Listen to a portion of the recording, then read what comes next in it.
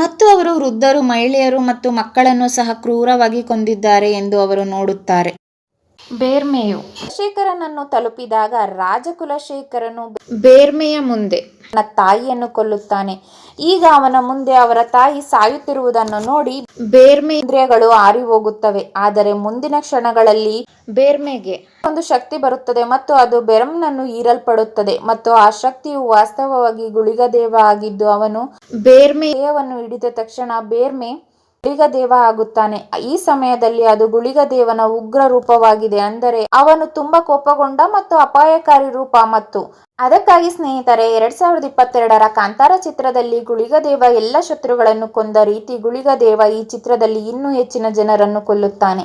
ಈಗ ಈ ರೂಪವನ್ನು ನೋಡಿ ರಾಜನಿಗೆ ತುಂಬಾ ಭಯವಾಗುತ್ತದೆ ಮತ್ತು ಅದಕ್ಕಾಗಿ ಅವನು ಗುಳಿಗದೇವನನ್ನು ಕೊಲ್ಲಲು ತನ್ನ ಎಲ್ಲಾ ಸೈನಿಕರನ್ನು ಕಳುಹಿಸುತ್ತಾನೆ.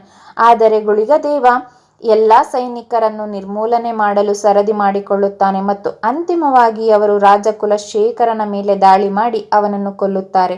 ಆದರೆ ಇದರ ನಂತರ ಗುಳಿಗದೇವ ಬೇರ್ಮೆಯ ದೇಹದಿಂದ ಹೊರಬರುತ್ತಾನೆ ಮತ್ತು ಬೇರ್ಮೆಯ ಶಾಂತವಾಗುತ್ತಾನೆ. ಮತ್ತು ಈಗ ಅವನ ಕುಲದಲ್ಲಿ ಆಗುತ್ತಿರುವ ವಿನಾಶವನ್ನು ನೋಡಿದ ಎಲ್ಲಾ ಜನರು ನಾಸ್ತಿಕರಾಗಿದ್ದಾರೆ. 2 ಅಥವಾ 3 ದಿನಗಳ ನಂತರ ರಾಜಶೇಖರನಿಗೆ ಪ್ರಜ್ಞೆ ಬಂದಾಗ ಅವನು ತನ್ನ ಮುಂದೆ ತನ್ನ ಮಗ ಕುಲಶೇಖರನ ದೇಹವನ್ನು ನೋಡುತ್ತಾನೆ. ನಂತರ ಅವನ ಮಗ ಹೇಗೆ ಕೊಲ್ಲಲ್ಪಟ್ಟಿದ್ದಾನೆ ಎಂಬುದರ ಸಂಪೂರ್ಣ ಕಥೆ ಅವನಿಗೆ ತಿಳಿಯುತ್ತದೆ.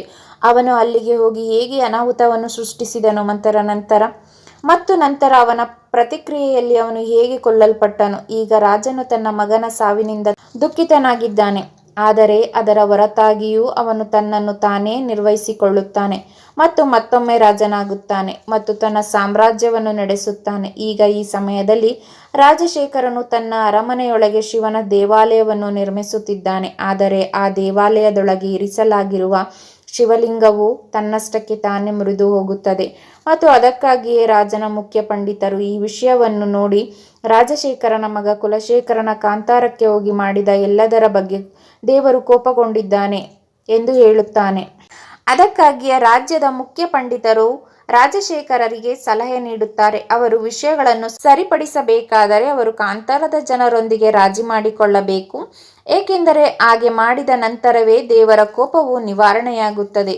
ಈಗ ಇದರ ನಂತರವೇ ರಾಜಶೇಖರನ ಸಂದೇಶವನ್ನು ತೆಗೆದುಕೊಂಡು ಅವನ ಮಗಳು ಕನಕ ನೇರವಾಗಿ ಕಾಂತಾರಕ್ಕೆ ಹೋಗಿ ಅಲ್ಲಿಗೆ ತಲುಪುತ್ತಾಳೆ. ಬೇರ್ಮೆಗೆ ಅವನ ಜನರನ್ನು ಭೇಟಿಯಾಗುತ್ತಾಳೆ. ಇಲ್ಲಿ ರಾಜಕುಮಾರಿ ಕನಕ ಅವರೆಲ್ಲರ ಮುಂದೆ ತನ್ನ ಪ್ರೀತಿಯ ಕೈ ಚಾಚುತ್ತಾಳೆ. ಆದರೆ ಬೇರ್ಮೆಯು ಯಾರನ್ನು ನಂಬುವುದಿಲ್ಲ ಮತ್ತು ಅದರಿಂದ ಅವನು ಅವರನ್ನು ನಿರಾಕರಿಸುತ್ತಾನೆ ಮತ್ತು ನಮ್ಮ ದೇವರು ತನ್ನ ಜನರು ಮಾಡಿದ್ದರಿಂದ ಬಹಳ ಕೋಪಗೊಂಡಿದ್ದಾನೆ ಎಂದು ರಾಜಕುಮಾರಿ ಹೇಳುತ್ತಾಳೆ. ಅಷ್ಟೇ ಅಲ್ಲ, ಅವನ ಜನರು ತಮ್ಮ ಬುಡಕಟ್ಟಿನ ಅನೇಕ ಜನರನ್ನು ಕೊಂದಿದ್ದಾರೆ. ಇದೆಲ್ಲವನ್ನು ಕೇಳಿದ ರಾಜಕುಮಾರಿ ನಮ್ಮ ಜನರು ಸತ್ತಿದ್ದಾರೆ ಎಂದು ಹೇಳುತ್ತಾಳೆ. ಆದರೆ ಇಲ್ಲಿಯವರೆಗೆ ಏನೇ ಸಂಭವಿಸಿದರೂ ನಾವು ಪಂಜುರ್ಲಿ ದೇವಿಗೆ ಕ್ಷಮೆಯಾಚಿಸಲು ಬಯಸುತ್ತೇವೆ ಮತ್ತು ಪಂಜುರ್ಲಿ ದೇವ ಖಂಡಿತವಾಗಿಯೂ ನಮ್ಮನ್ನು ಕ್ಷಮಿಸುತ್ತಾರೆ ಎಂದು ನಮಗೆ ತಿಳಿದಿದೆ. ಇದಲ್ಲದೆ ರಾಜಕುಮಾರಿ ಕನಕ ಬೇರ್ಮೆಗೆ ಮತ್ತು ತನ್ನ ಜನರಿಗೆ ನಾನು ನಿಮ್ಮೆಲ್ಲರಿಗೂ ರಾಜಮನೆಗೆ ಬರಲು ಆಹ್ವಾನಿಸುತ್ತಿದ್ದೇನೆ ಎಂದು ಹೇಳುತ್ತಾಳೆ. ನೀವೆಲ್ಲರೂ ನೇರವಾಗಿ ಪಂಜುರ್ಲಿ ದೇವ ಅವರೊಂದಿಗೆ ರಾಜಮನೆಗೆ ಬಂದು ಭಗವಾನ್ ಶಂಕರನ ದೇವಾಲಯದಲ್ಲಿ ಪಂಜುರ್ಲಿ ದೇವರನ್ನು ಸ್ಥಾಪಿಸಬೇಕೆಂದು ನಾನು ಬಯಸುತ್ತೇನೆ, ಏಕೆಂದರೆ ಹಾಗೆ ಮಾಡುವುದರಿಂದ ಪಂಜುರ್ಲಿ ದೇವ ಭಗವಾನ್ ಶಿವನ ಹತ್ತಿರದಲ್ಲಿಯೇ ಇರುತ್ತಾನೆ ಮತ್ತು ಅವರಿಂದ ಸಂತೋಷವನ್ನು ಪಡೆಯುತ್ತಾನೆ. ಈಗ ರಾಜಕುಮಾರಿಯ ಈ ಪ್ರಸ್ತಾಪವನ್ನು ಬೇರ್ಮೆಯು ಜನರು ತುಂಬಾ ಇಷ್ಟಪಡುತ್ತಾರೆ ಮತ್ತು ಅದಕ್ಕಾಗಿಯೇ ಬೆರಮ್ ಕೂಡ ಈ ವಿಷಯವನ್ನು ಒಪ್ಪಿಕೊಳ್ಳುತ್ತಾನೆ.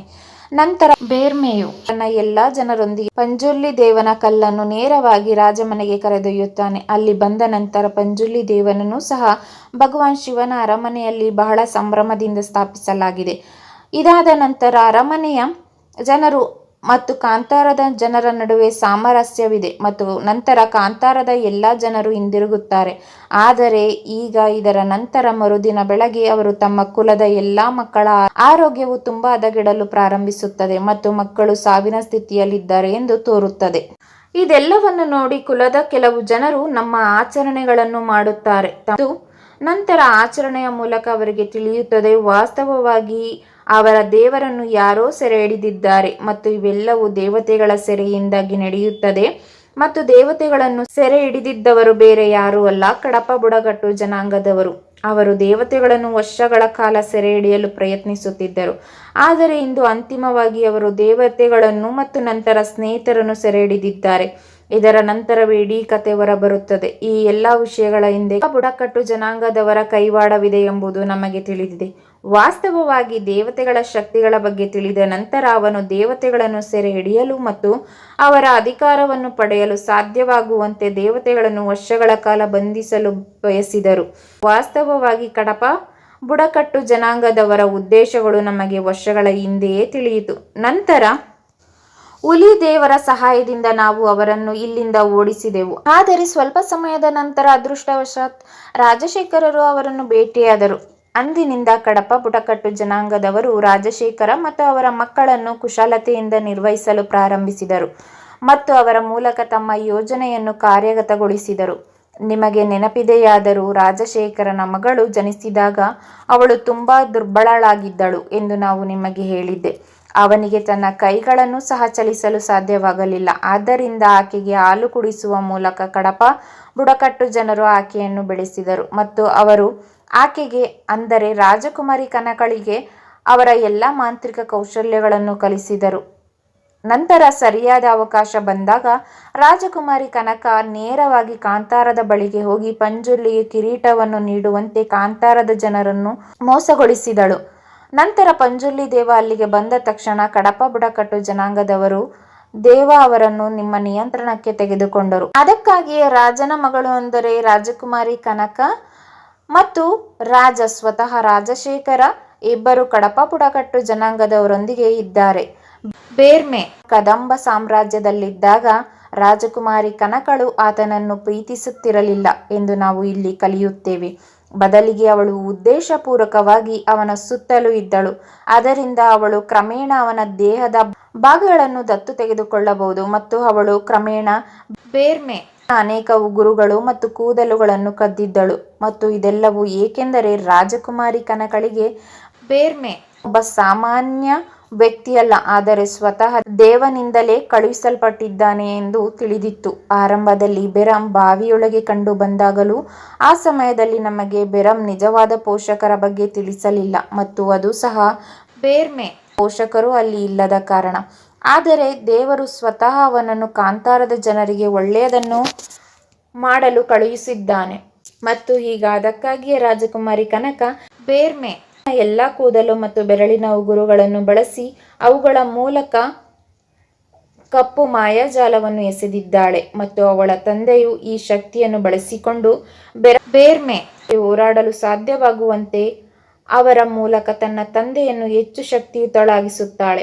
ಮತ್ತೊಂದೆಡೆಗೆ ಈ ಎಲ್ಲ ವಿಷಯಗಳ ಹಿಂದೆ ರಾಜಶೇಖರ, ಅವರ ಮಗಳು ಕನಕ ಮತ್ತು ಕಡಪ ಬುಡಕಟ್ಟು ಜನಾಂಗದವರು ಇದ್ದಾರೆ ಎಂದು ಬೇರ್ಮೆ ಮತ್ತು ಕಾಂತಾರದಲ್ಲಿನ ಅವರ ಉಳಿದ ಕುಲದವರಿಗೆ ತಿಳಿಯುತ್ತದೆ. ಮತ್ತು ಅವರೆಲ್ಲರೂ ಒಟ್ಟಾಗಿ ಪಂಜುರ್ಲಿ ದೇವ ಅವರನ್ನು ಮೋಸದಿಂದ ಬಂಧಿಸಿದ್ದಾರೆ. ಮತ್ತು ಈಗ ಇದನ್ನು ತಿಳಿದುಕೊಂಡು ಬೇರ್ಮೆ ತನ್ನ ಎಲ್ಲಾ ಜನರನ್ನು ಸಿದ್ಧಪಡಿಸುತ್ತಾನೆ. ಅದರ ನಂತರ ಅವರು ತಮ್ಮ ಎಲ್ಲಾ ಅಸ್ತ್ರಗಳೊಂದಿಗೆ ನೇರವಾಗಿ ದಾಳಿ ಮಾಡುತ್ತಾರೆ ಮತ್ತು ನೇರವಾಗಿ ಕದಂಬ ಸಾಮ್ರಾಜ್ಯದ ಗಡಿಯನ್ನು ಪ್ರವೇಶಿಸುತ್ತಾರೆ.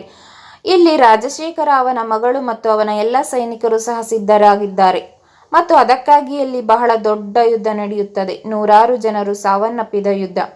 ನಂತರ ರಾಜಶೇಖರ ಮತ್ತು ಬೇರ್ಮೆ ಮುಖಾಮುಖಿಯಾಗುತ್ತಾರೆ. ಆದರೆ ಈಗ ರಾಜಕುಮಾರಿ ಕನಕಳು ರಾಜಶೇಖರನನ್ನು ಹೆಚ್ಚು ಶಕ್ತಿವಂತನಾಗಿ ಮಾಡಿದ್ದಳು. ಅದಕ್ಕಾಗಿಯೇ ರಾಜಶೇಖರನು ಬೇರ್ಮೆಯನ್ನು ಸುಲಭವಾಗಿ ಸೋಲಿಸುತ್ತಾನೆ. ಆದರೆ ಹೌದು, ಇಲ್ಲಿ ಎಲ್ಲವೂ ಇದೆ. ಅಂದರೆ ಚಿತ್ರದ ಆರಂಭದಲ್ಲಿ ನಾವೆಲ್ಲರೂ ಸಮುದ್ರದಲ್ಲಿ ಮೀನು ಹಿಡಿಯುವುದನ್ನು ನೋಡಿದ ಅದೇ ವೃದ್ಧ ಮತ್ತು ಈ ಮಕರ ಇನ್ನು ಮುಂದೆ ಸಾಮಾನ್ಯ ವ್ಯಕ್ತಿಯಲ್ಲ, ಆದರೆ ದೈವಿಕ ವ್ಯಕ್ತಿ ಎಂದು ನಮಗೆ ಚಲನಚಿತ್ರದ ಮೂಲಕ ಎಲ್ಲೋ ಸುಳಿವು ನೀಡಲಾಯಿತು. ಆದ್ದರಿಂದ ಅವನು ಇಲ್ಲಿಗೆ ಬಂದಾಗ ಅವನು ಬೇರ್ಮೆ ಮಾತನಾಡುತ್ತಾನೆ ಮತ್ತು ಅವನು ನೇರವಾಗಿ ನದಿಗೆ ಹೋಗಲು ಬೇರ್ಮೆಗೆ ಹೇಳುತ್ತಾನೆ. ಇದರ ನಂತರ ಬೇರ್ಮೆ ನದಿಯ ಕಡೆಗೆ ಹೋದ ತಕ್ಷಣ ಅಲ್ಲಿಂದ ನೇರವಾಗಿ ಒಂದು ಗುಹೆಯನ್ನು ತಲುಪುತ್ತಾನೆ. ಆದರೆ ಆ ಗುಹೆಯನ್ನು ತಲುಪಿದ ತಕ್ಷಣ ಅವನು ತನ್ನ ಮುಂದೆ ಶಿವಲಿಂಗವನ್ನು ನೋಡುತ್ತಾನೆ ಮತ್ತು ಅದೇ ಶಿವಲಿಂಗದ ಪಕ್ಕದಲ್ಲಿ ಭಗವಾನ್ ಶಂಕರನಿಗೆ ಸೇರಿದ ತ್ರಿಶೂಲವೂ ಇದೆ. ಅದೇ ಸಮಯದಲ್ಲಿ ನಂದಿಯಂತೆ ಕಾಣುವ ಬೇರ್ಮೆ ಮೇಲೆ ರಾಕ್ಷಸನೊಬ್ಬ ದಾಳಿ ಮಾಡುತ್ತಾನೆ. ಆದರೆ ಇಲ್ಲಿ ಬೇರ್ಮೆಗೆ ಮೇಲೆ ದಾಳಿ ಮಾಡಿದ ತಕ್ಷಣ ಅದು ಬೆರಂನೊಂದಿಗೆ ಹೋರಾಡುತ್ತದೆ ಮತ್ತು ಹೋರಾಡಿದ ನಂತರ ಅದು ನೇರವಾಗಿ ಭಗವಾನ್ ಶಂಕರನ ತ್ರಿಶೂಲವನ್ನು ವಶಪಡಿಸಿಕೊಳ್ಳುತ್ತದೆ. ಅದರ ನಂತರ ಭಗವಾನ್ ಶಂಕರರ ಶಕ್ತಿಗಳು ಬೇರ್ಮೆಗೆ ದೇಹದೊಳಗೆ ಬರುತ್ತವೆ. ನಂತರ ಒಂದು ದೊಡ್ಡ ಹಾವನ್ನು ಸಹ ಬೇರ್ಮೆಗೆ ದೇಹಕ್ಕೆ ಜೋಡಿಸಲಾಗುತ್ತದೆ. ನಂತರ ಗುಳಿಗದೇವ ಮಾತ್ರ ಬೇರ್ಮೆ ದೇಹದಲ್ಲಿ ವಾಸಿಸುತ್ತಾರೆ. ನಂತರ ಈಗ ಗುಳಿಗದೇವ ಆಗಿದ್ದ ಬೇರ್ಮೆ ದೇವ ಕಳುಹಿಸಿದ ಹುಲಿ ದೇವತೆಯೊಂದಿಗೆ ನೇರವಾಗಿ ಯುದ್ಧ ಭೂಮಿಗೆ ಬರುತ್ತಾನೆ ಮತ್ತು ನಂತರ ಇಲ್ಲಿಗೆ ಬಂದ ನಂತರ ಭಗದೇವ್ ಎಂದು ಕರೆಯಲ್ಪಡುವ ಭಗದೇವ್ ಕಡಪ ಬುಡಕಟ್ಟು ಜನಾಂಗದವರ ಮೇಲೆ ದಾಳಿ ಮಾಡುತ್ತಾನೆ ಮತ್ತು ಈಗ ಗುಳಿಗದೇವ ಆಗಿರುವ ಬೇರ್ಮೆ ವಿಷಯವನ್ನು ನೇರವಾಗಿ ರಾಜಶೇಖರನ ಮೇಲೆ ದಾಳಿ ಮಾಡುತ್ತಾನೆ. ಆದರೆ ರಾಜಶೇಖರನ ಮಗಳು ಕನಕ ಇದರ ಲಾಭವನ್ನು ಪಡೆಯುತ್ತಾಳೆ ಮತ್ತು ಅವಳು ನೇರವಾಗಿ ಗುಳಿಗದೇವ ಮುಂದೆ ಬರುತ್ತಾನೆ, ಏಕೆಂದರೆ ಗುಳಿಗದೇವ ಮಹಿಳೆಯ ಮೇಲೆ ದಾಳಿ ಮಾಡುವುದಿಲ್ಲ ಎಂದು ತಿಳಿದಿದ್ದಳು.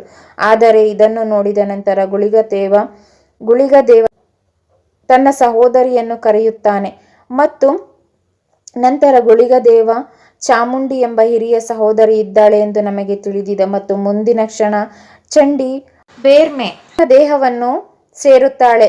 ನಂತರ ಅವಳು ರಾಜಕುಮಾರಿ ಕನಕ ಮತ್ತು ಆಕೆಯ ತಂದೆ ರಾಜಶೇಖರ ಇಬ್ಬರನ್ನು ನಾಶಪಡಿಸುತ್ತಾಳೆ.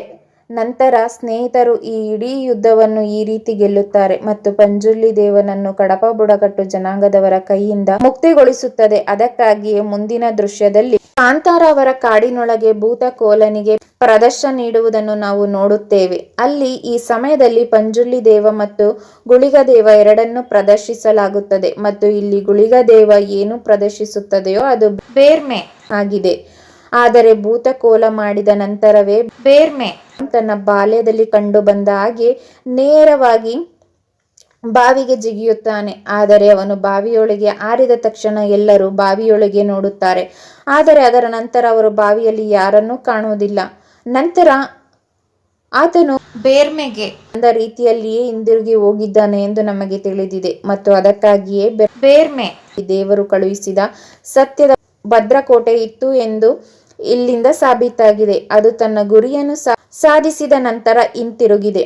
ಈಗ ಸ್ನೇಹಿತರೆ, ಇದರೊಂದಿಗೆ ಈ ಚಲನಚಿತ್ರವು ಇಲ್ಲಿ ಕೊನೆಗೊಳ್ಳುತ್ತದೆ ಮತ್ತು ಚಲನಚಿತ್ರದ ಅಂತ್ಯದೊಂದಿಗೆ ಈಗ ಈ ಚಲನಚಿತ್ರದ ಮುಂದಿನ ಭಾಗವು ಬರುತ್ತದೆ ಎಂದು ನಮಗೆ ಹೇಳಲಾಗುತ್ತದೆ.